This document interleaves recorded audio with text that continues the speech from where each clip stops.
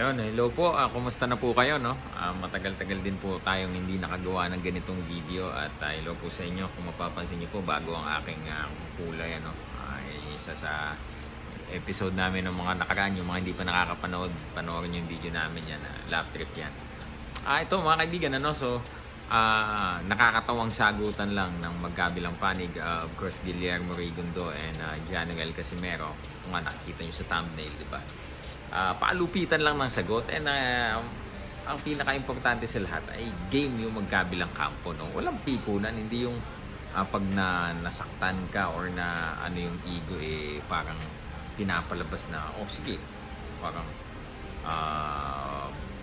pag nagsalita ka ng hindi ko nagustuhan makakancel yung laban. Hindi yung kabila nagsasalita, okay sa amin yun, okay kay Janiel Casimero yun. Bakit kanyo? Sabi ni Janiel, okay yung nagsasalita sila kasi pangit naman ang boring kapag walang dating, pagka antayin mo lang yung laban na walang ganyang mga nagpapainit sa laban, ano. So yung ganyan pong mga nakakatuwa nga kasi si Guillermo Rigundo, mga kaibigan, ay active ngayon sa kanyang social media. Baka gusto din maging vlogger nito, no. Syempre alam naman niya vlogger yung kalaban niya.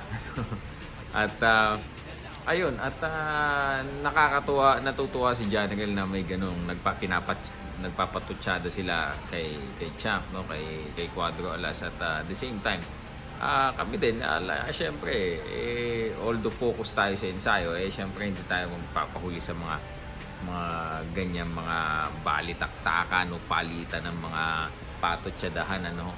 Ngayon lamang, syempre kayo na din na nagsabi nung kami nagpapakita ng training, huwag namin ipakita. So ngayon naman, nung hindi namin pinapakita, tinatanong nyo naman, ano ba, wala bang training, ba't puro vlog? Siyempre hindi namin pinapakita yung training.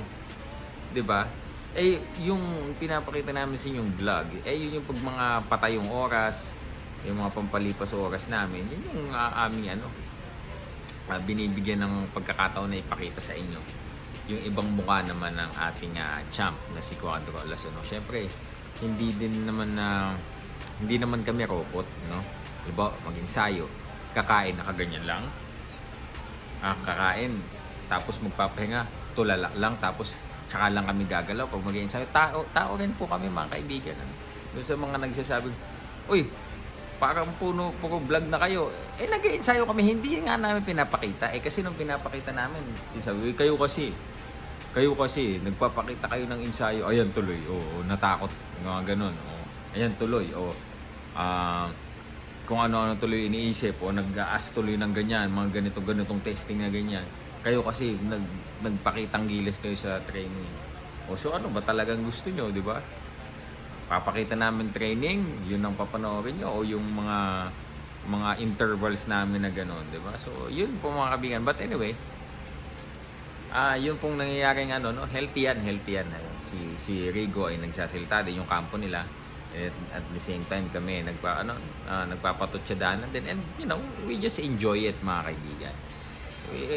Wag na lang, hindi tayo, sabi nga ni Cuadro Alas, hindi ako natatablan sa mga ganyan, hindi ako balat sibuyas, kumakain ako ng mga bashing ng tao. First nasanay na si Cuadro Alas, ngayon na nandyan na yung mga solid na Cuadro Alas fans. Noon kasi lahat basher ni Cuadro Alas, mga kaibigan, sumasagot lang sa tao si Jason tsaka ako, diba?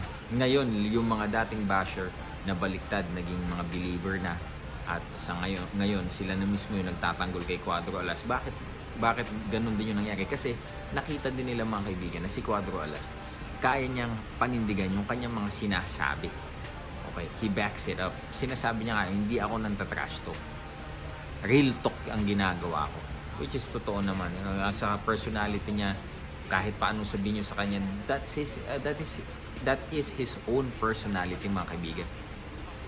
He grew up from the hood, gangsta sa kanila, mga kaibigan. So ano po ang gusto natin?